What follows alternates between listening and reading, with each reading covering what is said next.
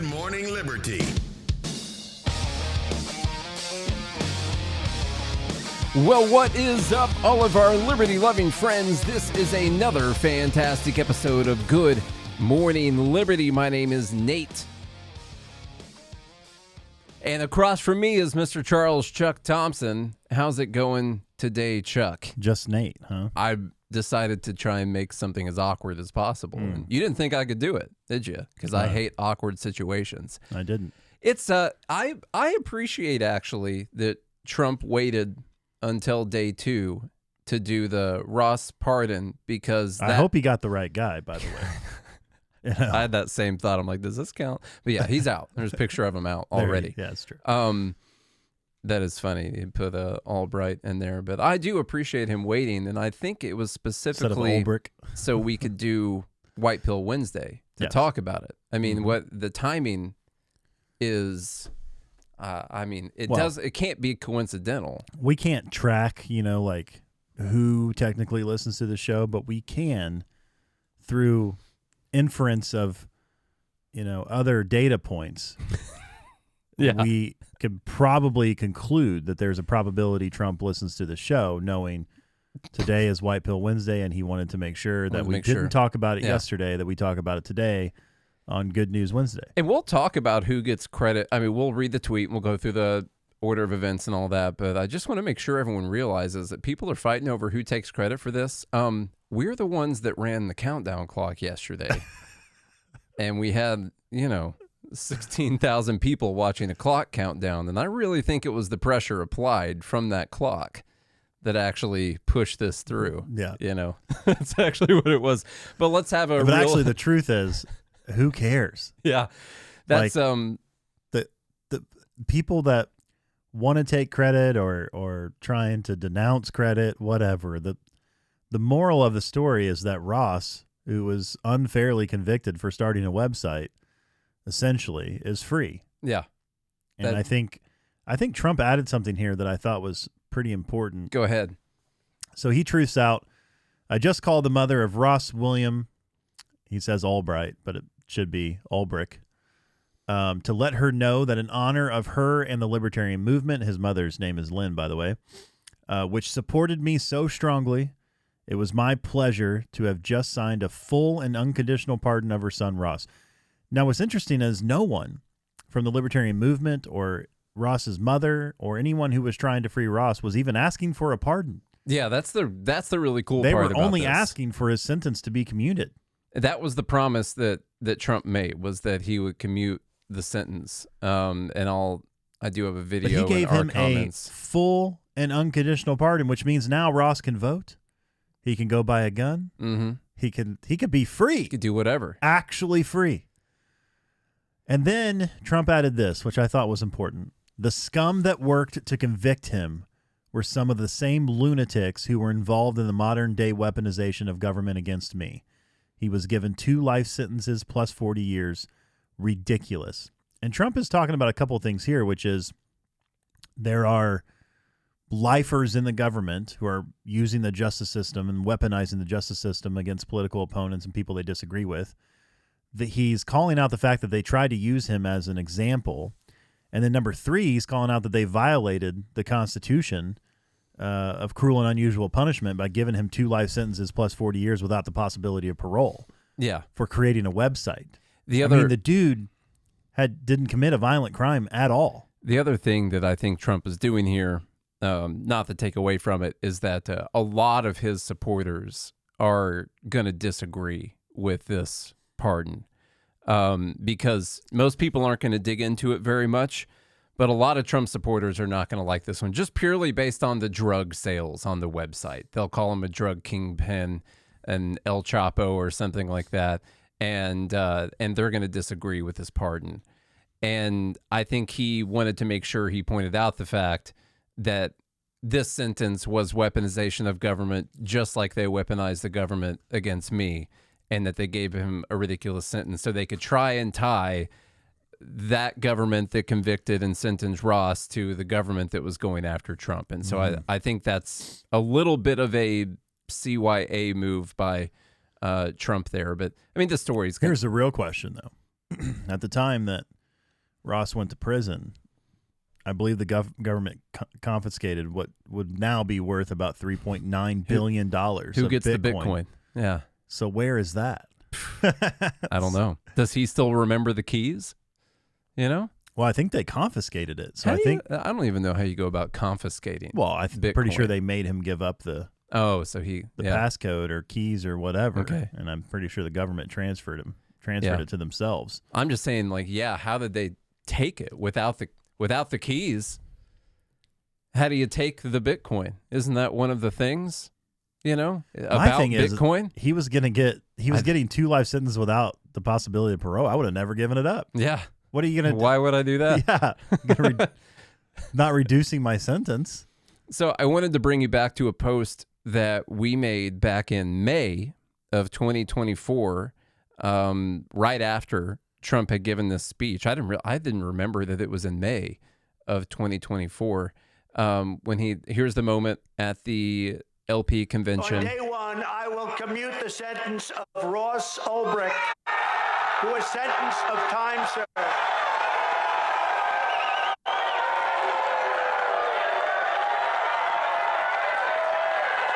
So I was in the room that day, and the whole crowd was just full of people holding Free Ross signs. They had done a good job, and they've been doing a really good job keeping his story alive, especially his mom. We'll talk about credit here soon. That seems to be what a lot of people are worried about, and the strategy and everything behind this. But it was really cool to see this happen, and he didn't have to pardon him. Like, that was never the deal. He made the deal was that he was going to commute a sentence, which still means he's been convicted of the crimes. He's still guilty of these things. Still a felony. Still a felon. Can't vote. He just doesn't have to serve any more prison time. But he wiped it off. That's something else. And so, listen, we're going to do our job holding Trump's feet to the fire for the next 4 years. I know you guys know that. But, thank you to Trump for doing that, because it was not necessary. He could have commuted it, and that would have been it. But instead, he went for a pardon. By the way, that still would have been a huge win. Yes. For the Libertarian Party. It would have been, for sure. I wanted to play Thomas Massie reading a letter that Ross wrote him from prison. Because that was a nice moment. The live group is saying that he pardoned because he didn't uphold his end. He was 12 hours late. I literally think that might be. He's like, the reason shoot, why. I didn't commute it on day one. No, so I agree. Let me I agree with that. I actually think that he said that was a day one promise. He didn't do it on day one. Here's the other thing, though. I think upped it. I think in between the time that he announced that, like, I think he knew who Ross was, but I don't think he understood the case. Mm-hmm. Okay, and I think over time, with Elon Musk picking this up, and Thomas Massie and Rand Paul, and obviously Angela McArdle, Ross's mom, all these people that were in Trump's ear letting him know. Dave Smith talking about it on Joe Rogan. Dave Smith. I think Trump finally figured out what was happening with the case, and that's why I think he added that second part, that this is insanity. Mm-hmm. This is absolute insanity that somebody's going to create a website and then get a death sentence, basically life in prison without the possibility of parole. Not to mention, before like, I know all the stuff that happened on the website and all that, but there was also a lot of tomfoolery that went on with the investigation and the criminal case and all that. And in fact, even some falsifying DEA agents, I believe, went to jail, didn't go to jail, but got probation or whatever for 3 years from it, because there was a lot of stuff. They got slapped on the hand with a ruler. But this is Thomas Massie reading a letter from Ross Ulbricht. Now, I thought we should all share this moment together. I want to share with you a letter that Ross wrote me on December 14th of this year. And his mom, Lynn, gave this to me. And I hope he doesn't mind me sharing this because it's personal, but it brought a tear to my eye. Mr. Massie, Inauguration Day fast approaches, and my hopes are running high that our new president will quickly put an end to my incarceration once he is sworn in. As I await the beginning of my new life in freedom, I just want to acknowledge you and thank you for your part in bringing about this wonderful outcome. You have consistently been a powerful voice in the public sphere, supporting my campaign for freedom. So my imminent release is as much a victory for you as it is for me and my family. Thank you for every single time you supported me, both publicly and in private. You put your faith and confidence in me. And now that I'm getting my second chance, I promise to make you proud that you did. I would love to connect with you once I am on the other side of these walls to see how I can help further the cause of freedom. So he's already thinking about what he can do. I know Josie's crying. I cried when I read this. I've read it twice, practiced it without. This is the first time I've been able to read it without crying. Because this is, like you were saying, Tim, this is a personal example of how an election matters, down to somebody who was going to rot in prison, was rotting in prison. And by the way, Ross, he didn't even, he was willing to settle for less than what Trump gave him. He was willing to settle to have a sentence commuted, which means you're basically guilty, an admission of guilt, but your sentence is over. You've served enough time. And it was a ridiculous over sentencing, regardless of the guilt or not. I think it's a violation of the Eighth Amendment. Eighth Amendment to our Constitution says no cruel or unusual punishment. Why should you get 2 life sentences plus 40 years? Yeah. So that's good. That's emotional. Yeah. The most important, and we'll get in maybe to a little bit of the Silk Road stuff and all that, and who gets credit and all that. But before, like the most important thing here is that there's a human being, a nonviolent human being who made a website. You can disagree with what happened on the website and all that. That it was being held hostage by the government and was never going to see freedom. And a mom that was fighting for him really hard to be able to get out. And now he's out. And that's really good. And that's why, like, I didn't want to fight about who gets credit or the strategy and all that stuff last night, because that is the important thing that happened here. And you have to take a moment to just realize the humanity of the whole situation and not just be like, oh, yeah, this was a big political win for us. That's awesome. Look at us. We got a big political win, or arguing the other side of it or whatever. Like, just take a moment to appreciate. Thomas Massie also said in this conversation, he started with that it made the Libertarian Party relevant again. Yeah, and that was the first thing he actually started with. I held that one out, but if you want to have the Libertarian Party and credit conversation, we can go ahead and go to that part. Well, but before we get there, though, I want to say one thing. Nate and I talked about when voting for Donald Trump, we got a lot of hate. Well, I would say a lot. We got some hate from some people. This, in and of itself, is a win for liberty. Now, it doesn't mean we give Trump a free pass. We obviously have already dogged him on the ERS and tariffs and other things that we don't agree with, that don't align with liberty. But this is a win. There was no hope with Kamala of Ross ever being freed. There was a slim chance and hope that Trump was going to do the right thing here. And so, in my opinion, one of the reasons for voting for Trump was the chance that justice would actually be served in Ross's case, and that a kid who created a website wouldn't spend the rest of his life in prison. And that happened. It literally happened. So it's a tangible libertarian win. Yeah, in my post where I just played this video, this is my post from May 25th of 2024. Yeah, keep in mind the context of the fact that Donald Trump, Republican presidential nominee, is speaking at the Libertarian Convention. People are upset about this. Libertarians are infighting about this. Why would you have this guy come here and speak to your people? All of that. And then the libertarian purists. You have the video of him saying that he would commute Ross's sentence. And this is my tweet that I said, if Trump wins and commutes the sentence of Ross... At the time you wrote this, you didn't think Trump was going to win. No, I didn't. I said, if Trump wins and commutes the sentence of Ross Ulbricht, it will be the single greatest win in LP national history. That's why they invited him, you idiots. So you got to keep in mind the context of the situation that was happening right then. Now, I still don't think, I mean, this is great, and I'm super happy for Ross, and I love the fact that Trump actually held up one of those campaign promises. Actually, he exceeded what the promise was. You know, maybe that's going to make up for no libertarian in the cabinet or something like that. Not really. This RFK Jr. is a card carrying libertarian. Oh, so I know on a technicality he could potentially have one. Yeah. This weighted in my decision to vote for Trump. It had zero weight in it at all. Pardoning Ross. I'm sorry. It had weight for me. It had no weight for me. It had weight for me because I asked myself the question: well, if Trump didn't make this promise, but Kamala made this promise, would I vote for Kamala? And I was like, no, because the economics and the decisions that affect all the other millions of people and billions of people around the world, unfortunately, those consequences are more important than what happens to one person.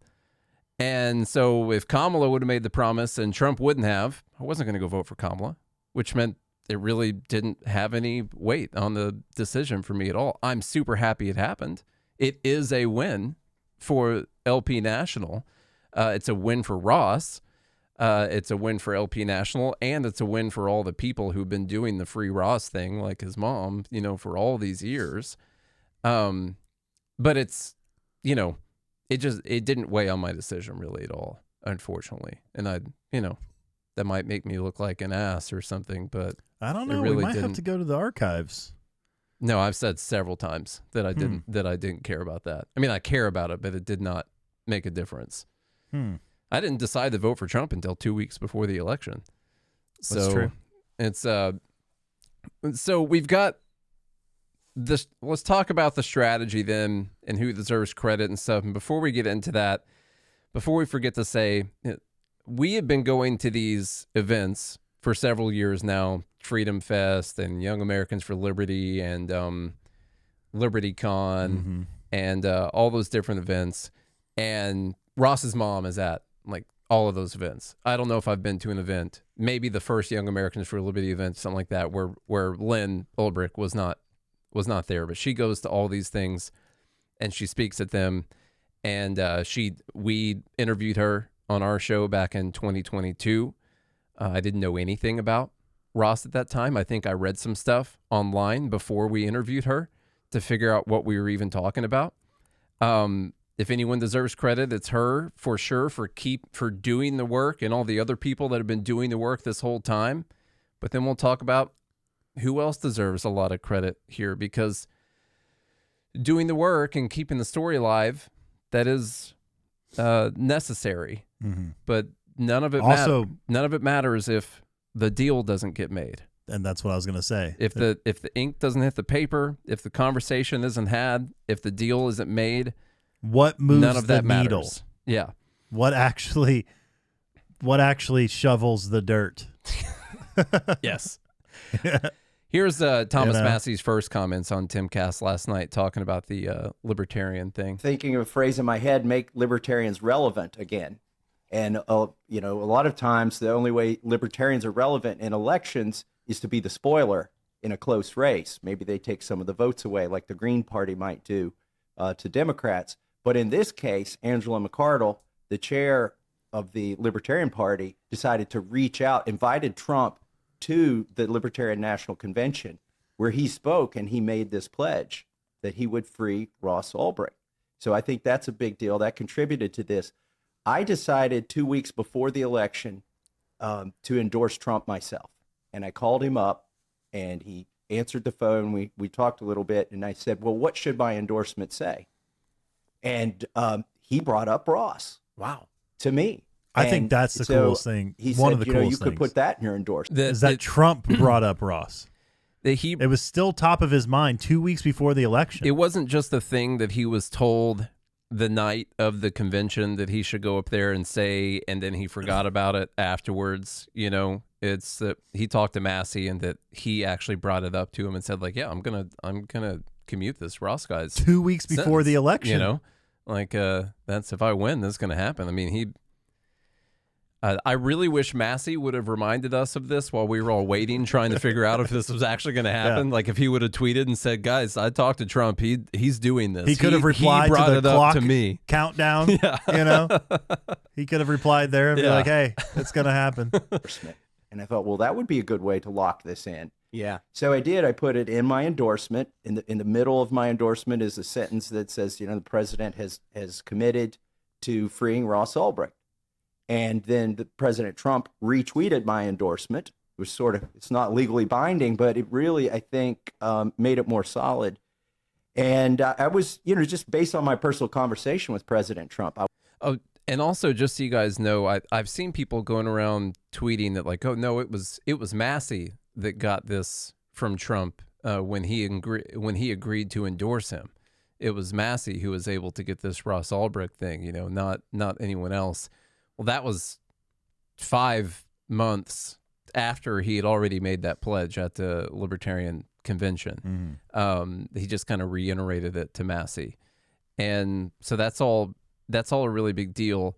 I don't know if anyone remembers, and my memory's not so great these days, but leading up to the Libertarian convention, after it was announced that Trump was going to be there, they were sort of circulating this, like, what's a list of things that we could get Trump to say to libertarians? What kind of case could he make to libertarians? What are our top things that we could get Trump to do? And that was sort of circulating, I believe, from like Angela and LP and the top brass up there at the LP. Like, what are the things that we could get Trump to make a concession on or to agree to that would get you to consider voting for him? And freeing Ross was like the top thing on the list.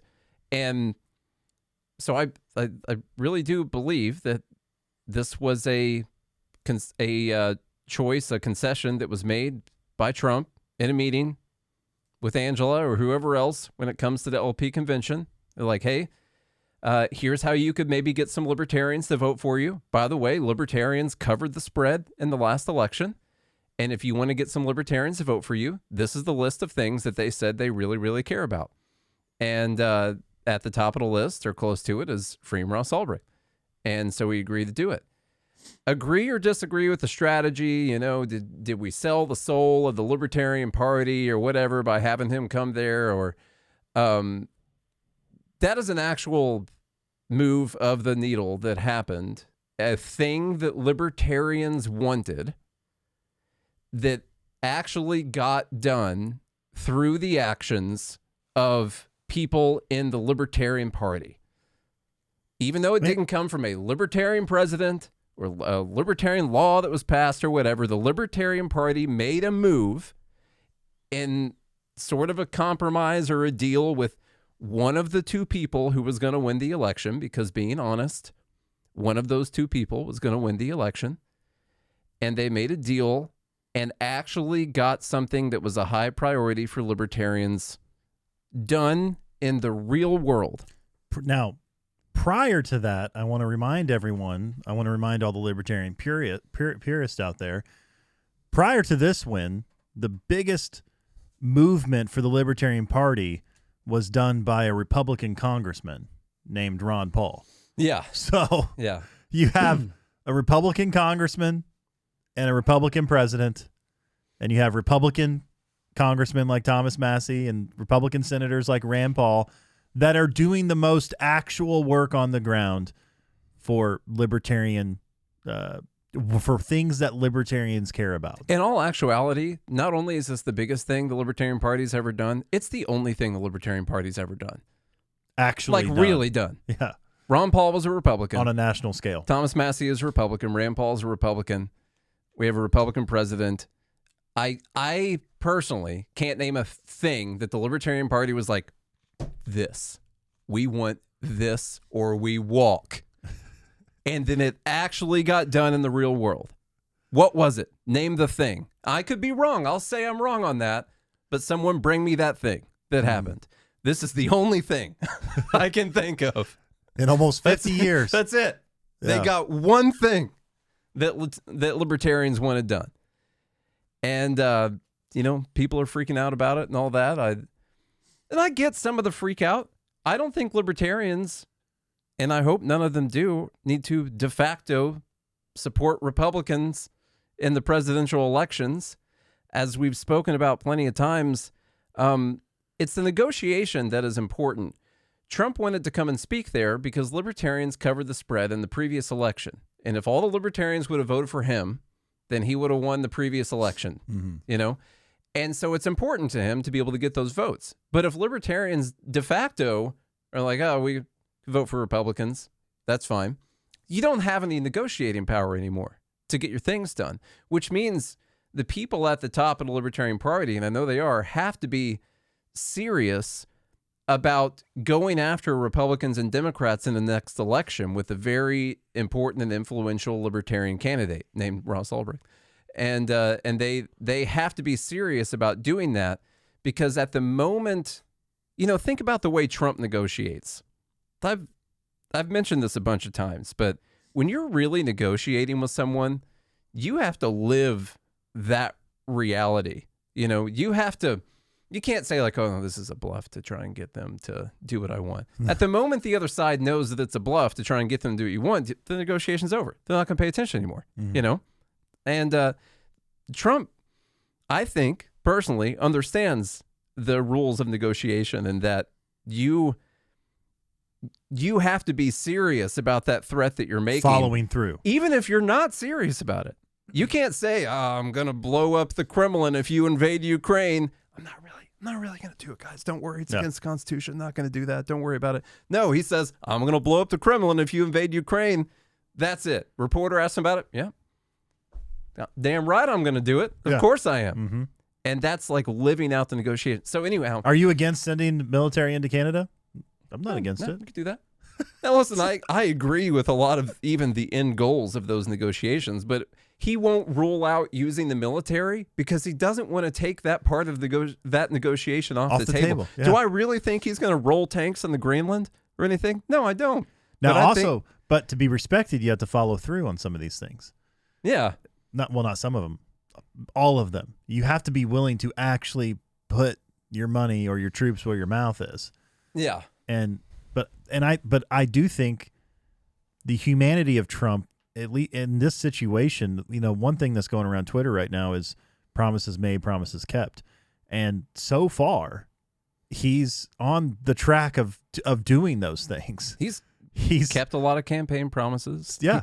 I don't think we got a libertarian in the cabinet in the way that libertarians want a libertarian. Yeah. You want someone who's going to be a libertarian in the cabinet because like they're Thomas a libertarian. Massie, even though he's Republican. Not someone who has a card that says libertarian on it. The point of a libertarian in the cabinet is that there's a libertarian in the cabinet, not a guy who has a card that says libertarian on it that's in the cabinet. And so that one, you know. Speaking of that, though, I will say I think you know, even RFK might deserve some credit in getting Trump to pay attention to the Libertarian Party. Because RFK was the first one who started coming by to Freedom Fest and all these places because he understood that, hey, there's this, you know, 3%. There's a group of about, you know, 12, 15 million people that Trump made comments after the last election blaming libertarians for losing. Yeah. Like, he's well aware that the spread was covered by Joe Jorgensen and that asshole Spike Cohen. Yeah. Yeah. The fight over credit last night, like taking credit for this, annoyed me on all sides, just so you know. It annoyed me on all sides because this was the most important part right here. Here's a picture of Ross, who most of the pictures I've seen of him, he had a beard and stuff. He's kind of unrecognizable. He's carrying a plant out with him, which is kind of sad. It's like his friend. Yeah. You know, he's probably blew on it at night and stuff like that, keeping his little friend alive in there. Yeah. And so he's walking out with a plant. And that's the important part. And this whole thing can't just be so we could get a win politically or strategically. It has to be because philosophically and morally, we knew it was wrong for a guy to serve the rest of his life in prison for making a website, and most of which what happened on the website we think should be legal anyway, because it's people doing things that might be bad for them, but that we're free people and we believe that you ought to be able to do that. The government doesn't agree with that. But screw the government. Who cares about that, you know? And so that's the important part. And switching over to who takes credit sounds more like the biggest thing that's most important about this was we just got a political win. Who gets to take credit for it, you know? And so I didn't want to be involved in that conversation last night. I was involved in it last night. You were involved. But I was involved in it from a standpoint of I dislike the naysayers. I dislike the people who have, which actually, I mean, I'm not mad that they're gone from the Libertarian Party, because to me, they were just a bunch of talkers and not doers. And to me, Angela and the Mises Caucus and the people who have taken over the Libertarian Party are people who are actually on the ground getting things done. Friends of ours that have been called bigots and racist and white supremacist and right-wing apologists. You know, I felt as if I needed to defend the actual doers, like the people who are on the ground getting work done. And this is an example, in my opinion, of actually making something happen. And I was more upset at people even last night still being like, well, you know, these people don't deserve any credit. I'm like, what are you talking about? Wait, you're just doing the same thing you've done for the last 50 years, which is you're just still just talking about it. Yeah. You're going to say that the people who are actually, you know, getting in the room with the sitting president of the United fucking States of America isn't doing something and doesn't deserve any credit for the biggest thing that's ever happened to the Libertarian Party ever? Once again, that's like the only thing that's ever happened to the Libertarian Party ever. How in the world can you get on Twitter and say that? Yeah. And the people yesterday was like, well, you know, he didn't keep his promise. Haha, no surprise.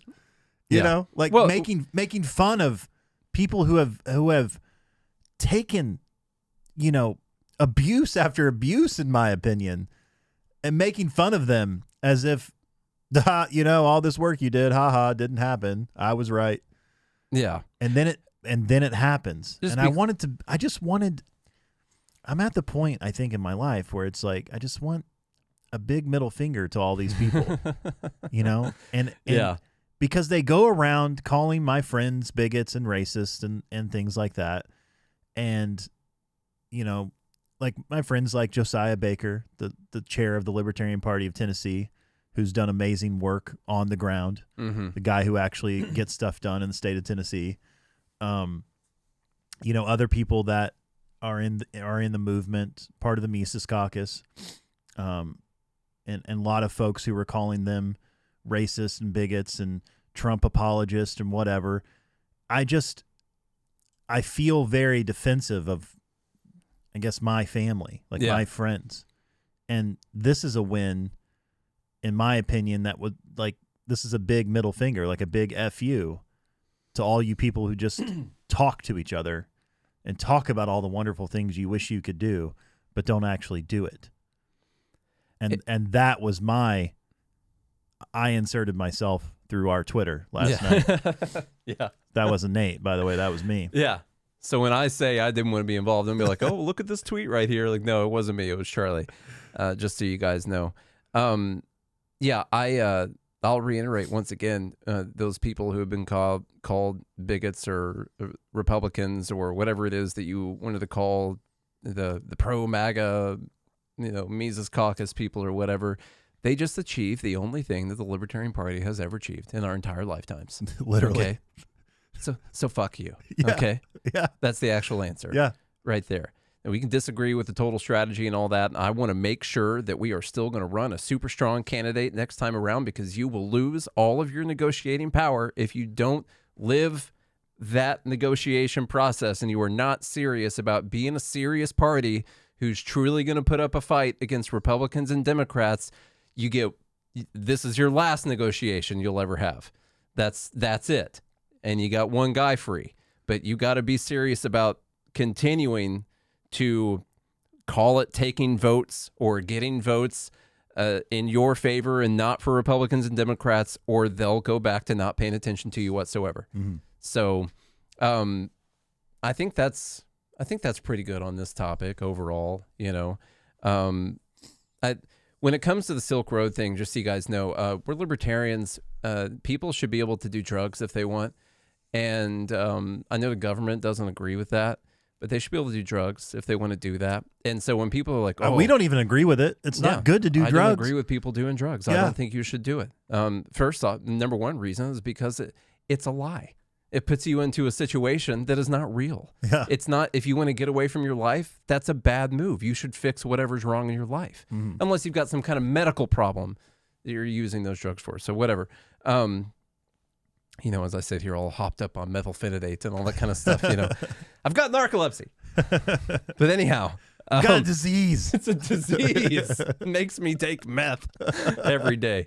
And so when people are like, oh, you can't glorify this guy who made a place where people could buy and sell drugs. And there's other accusations of other things that were bought and sold on that website that I don't know anything about. There's accusations of a murder for hire plot. The murder for hire plot, I think, is total BS. Yeah, there were 4 people who had access to the account that Ross would use. And here's the thing. This was a big trial. There was a big sting operation. If they had evidence on it, it would have been brought up at trial. It was not brought up at trial. He was not found guilty of a murder for hire plot. And if they wanted to get that big of a sentence, they definitely would have thrown in a murder for hire plot in trial. Okay? They didn't even charge him. You're innocent until proven guilty. Those things were not brought up at trial at all. So I do not care. Yeah. That's it. All right. Let's see, what else is it? Yeah, that's really my thoughts on Silk Road. This appealing to something being illegal as a reason that the guy should be locked up forever is not going to work with me for sure. Okay, do you want to do mRNA or... We can talk quickly about it, yeah. Okay. It should be a quick conversation anyway. This is something that's annoying to me right now, and a lot of people are going to disagree because I know where people are at on this whole thing. But yesterday... Well, there's a big freak out right now happening all over social media because Larry, the Oracle, Larry Ellison, the CEO of Oracle, announced about using AI and robotic AI for an mRNA vaccine to fight cancer, essentially. And so now everybody's freaking out about this. But I understand the freak out. And the reason I understand it is because right now there's no trust in the government whatsoever when it comes to the word vaccine. You know, we just went through almost 4 years of hell perpetrated by the government that affected everyone's lives. It affected us personally and financially. It affected people, lost their jobs. They lost their businesses. They couldn't, if their loved one was dying, they couldn't even be there. They missed the birth of their kids. And people died. Yes. And so there's a lot of mistrust in the medical scientific community. And not only that, but Pfizer and Moderna and all these massive pharmaceutical companies profited massively. And they were also granted immunity. So, and then Joe Biden just pardoned everybody who fucking worked on the thing. and they can't be held accountable. They were also given special fast track approval to get their drugs through. You know, when a couple companies were, when everyone else still had to jump through all the hoops and everything, but a couple companies were selected to be first out the gate for these mRNA vaccines. And the really sad part about this is while COVID's survival rate is like 99.7%, it depends on what age and fitness you are.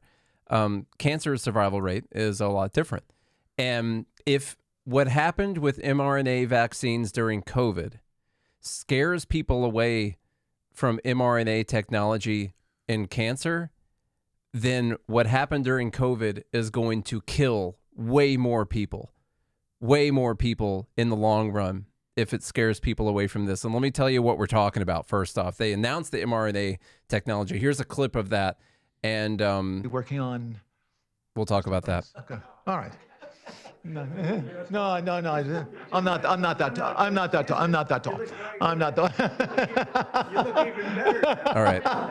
Thank you, Mr. President. One of the most exciting things we're working on, using the tools that Sam and Massa are providing, is a cancer vaccine. It's very interesting. It turns out, I'll be quick, all of our cancers, cancer tumors, little fragments of those tumors float around in your blood. So you can do early cancer detection. If you can do using AI, you can do early cancer detection with a blood test. And using AI to look at the blood test, you can find the cancers that are actually seriously threatening the person. So we can, again, cancer diagnosis using AI has the promise of just being a simple blood test. Then beyond that, once we gene sequence that cancer tumor, you can then vaccinate the person, design a vaccine for every individual person to vaccinate them against that cancer. And you can make that vaccine, that mRNA vaccine, you can make that robotically, again, using AI in about 48 hours. So imagine early cancer detection, the development of a cancer vaccine for your particular cancer aimed at you, and have that vaccine available in 48 hours. This is the promise of AI and the promise of the future. It's important to note that they're making this announcement while announcing something called Project Stargate, I believe, where there's going to be allegedly $500 billion in investment towards this AI. And so that's why he keeps mentioning AI, and that's why he brought in essentially like AI is going to cure cancer or whatever. They're trying to tout the importance of this $500 billion investment into this data super center, essentially, that these companies are going to build. But I think it's important for people to know that everything he just mentioned is not new technology. It already currently exists. The only new part that he just mentioned... It was new in the 80s. Yeah. The only 40 years ago. The only new part that he just mentioned is using AI to speed up the entire process. And by AI, he's essentially meaning we're going to have a super complicated computer software algorithm that's going to make all this a lot faster. These people in these companies use the word AI a lot because it's an investor buzzword for people. And they want to tout how important it is. Well, you can already see the improvements in the medical community with AI. I mean, now I'm not saying you take the word for it, but the common layperson, you can upload your symptoms or even your doctor's visit or whatever to ChatGPT, and it's going to give you back information because ChatGPT's already read all the medical books. Yeah. You don't have to read the medical books. You don't have to go to school for it. And well, let me give a little bit more backstory, okay? So Oracle has become extremely invested in the healthcare space. There's a subsidiary, there's a company called Oracle Health. I actually work closely with them in the things that I do. Oracle bought a company called Cerner a couple years ago for several $1 billion. Cerner is a electronic health record system that hospitals use, providers use, the Department of Defense uses for all their hospitals, by the way, that does all of the registration and all of the computer work for you being a patient at a facility. And I actually saw Larry announce this at the Oracle Health Summit in Nashville back in October. Not only are they utilizing AI for innovations like this, they're using AI to innovate hospital visits and everything like that. The plan for Oracle Health is that when you present at a hospital, there no longer needs to be any sort of manual intervention, basically. AI is going to record the conversation with your doctor, or let's say you go to a clinic, right? AI is going to record the conversation with your doctor. It's going to write the orders for the doctor because it heard the conversation. It's going to document what had happened and then give suggestions to your medical professional on what needs to take place. And then they're able to utilize that technology and other technologies, as he said, to figure out what the gene sequencing is, to then create things that could fight that gene sequence. So it is a huge conglomerate effort of real scientific technology that is going to give you the ability, as Nate said, to have the chance at fighting something that may only have a 5 or 10% survival rate. Yeah. And then they're not forcing it on you. That's the other part of this. Not yet.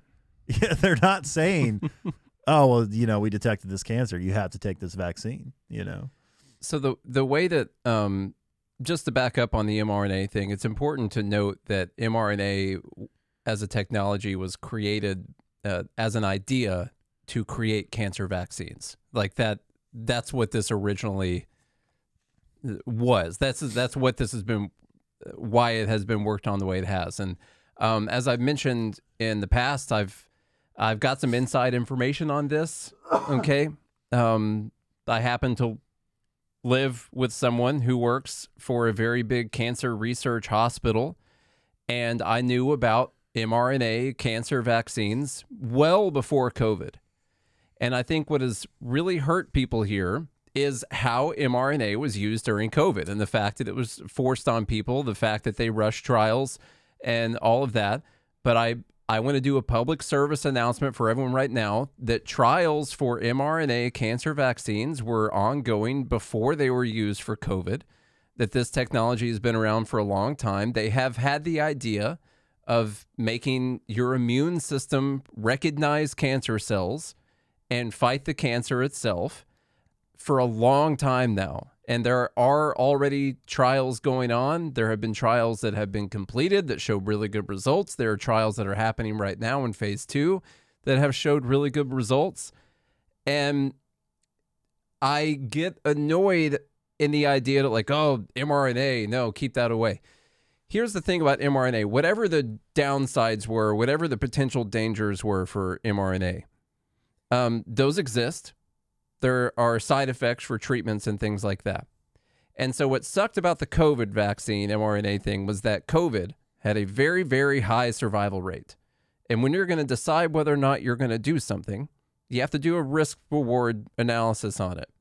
If you are 18 years old and statistically you have a 99.99% chance of surviving COVID, if you have no other comorbidities, there are probably more downsides for the vaccine that you might not even know about than just having COVID.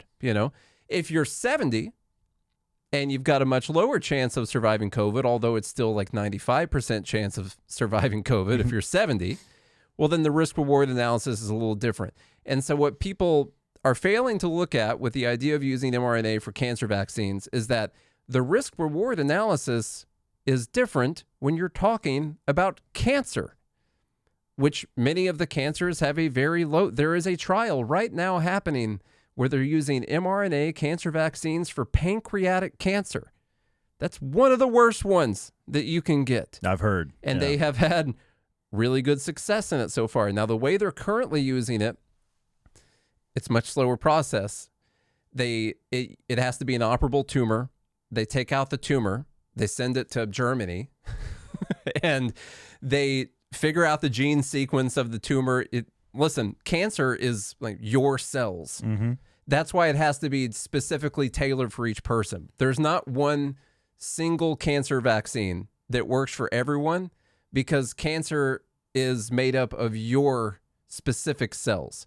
And so they send off your tumor and they do that sequencing. It takes a bit for them to do it. They create a specifically tailored vaccine for you. They send it back and they put the people on the vaccine. And they've seen that people are having a much, much lower risk of recurrences, even with something like pancreatic cancer afterwards. And so that's why he mentions it's got to be specifically tailored to each person, because that's the only way a cancer vaccine would work. They have to find the cancer cells, which are your cells. They have to find those, and then they have to develop through pure magic a way for your body to decide that its immune system needs to fight off those cells. And that's a really cool thing. Mm-hmm. It's why mRNA was like invented in the first place. And it's a much different cost benefit analysis than thinking about the COVID vaccine. Okay. And so that's what I want people to do, is not just be like, oh, mRNA bad. We can't allow this mRNA. No.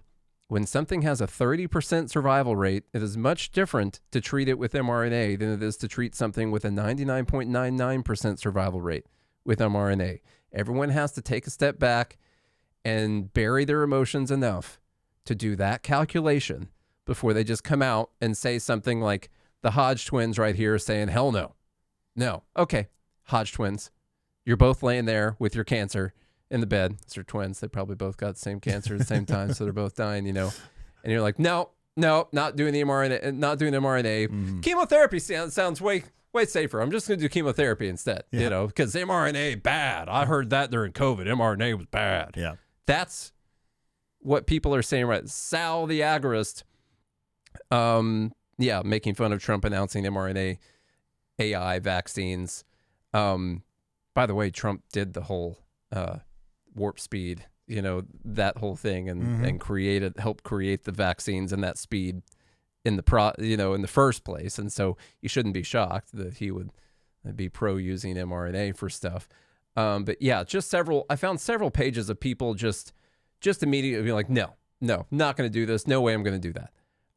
That just comes. But I still want to say I'm not shocked. I understand. No, I'm not either. The fact that this is being announced, from the White House, I believe. I think this was at the White House. But also I think, and a lot of people are saying, oh, well, Oracle got its start with the CIA, and, Larry has direct ties to the deep state. The thing I want to say is that you have, in my opinion, private people working on advancements like this. And I think that that's a good thing. Always innovating technology. One thing that Larry said at the Oracle Health Summit was, why healthcare? And he said, well, it's because it's the only thing that Elon Musk left us. Elon Musk is tackling, space exploration and electric cars and, all the other things that are going to help Neuralink. Yeah. All the other things that are going to help humanity.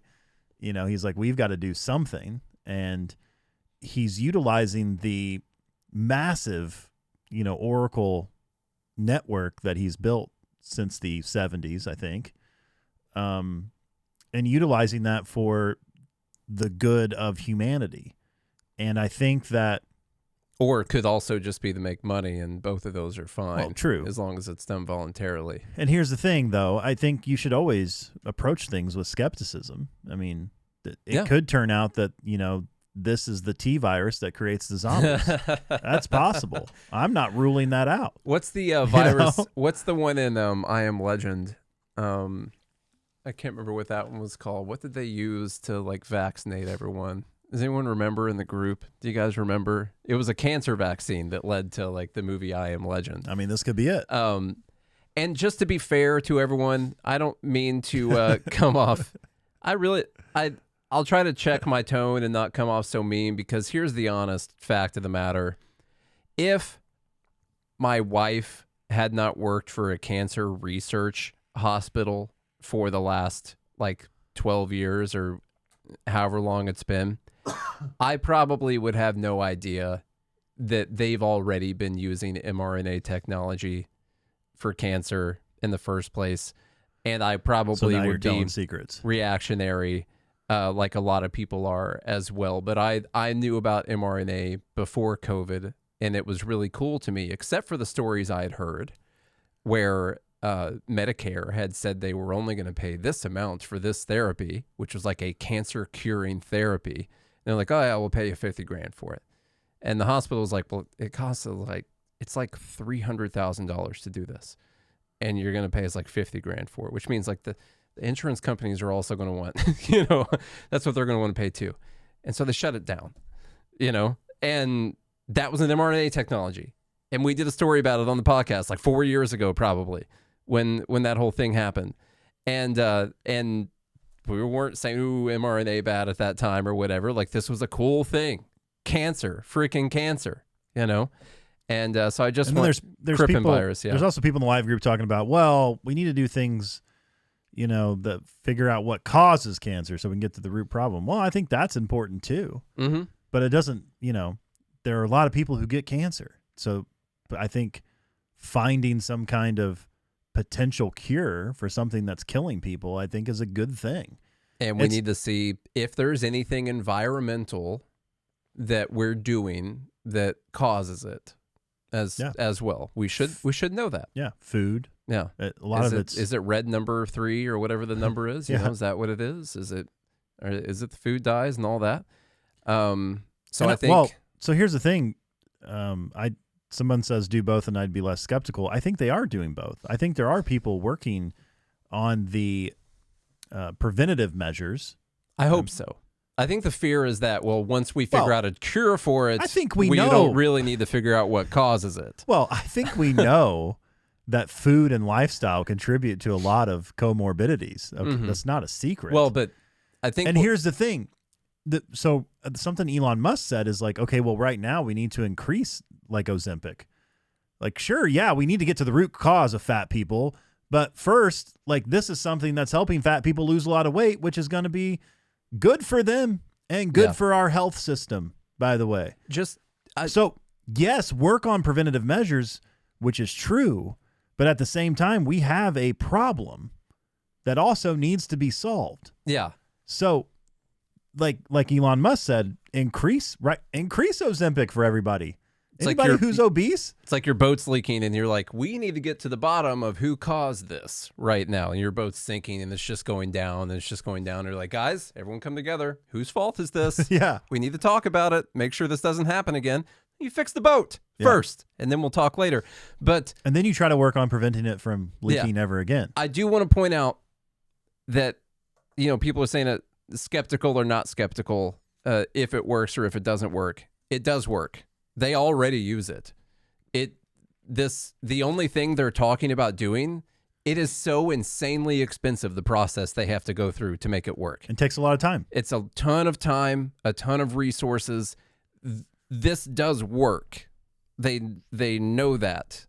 They are trying to find a way to make it faster, so it's not hundreds of thousands to millions of dollars per patient that no one can pay for, that the government said they're not going to pay, that insurance companies don't want to pay for. They're trying to find a way to make it mass market so people can actually pay for it. That's where the AI part comes in. This CAR T cell treatment, stuff like that, like they already know that this stuff works. They already know that they can tailor a vaccine, quote unquote, to treat that. Like they've figured that part out. They're just trying to make it better right now. And more efficient. Yeah, and more efficient. The problem is like I said, if I didn't live with someone who works at the cancer research hospital, I wouldn't know any of those things at all.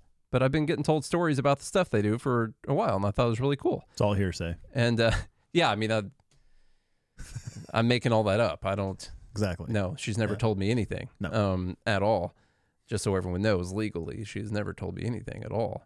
But it's really cool, the stuff that they can do. Just no one can afford it, so it's not really in a market at the moment. Yep. All right.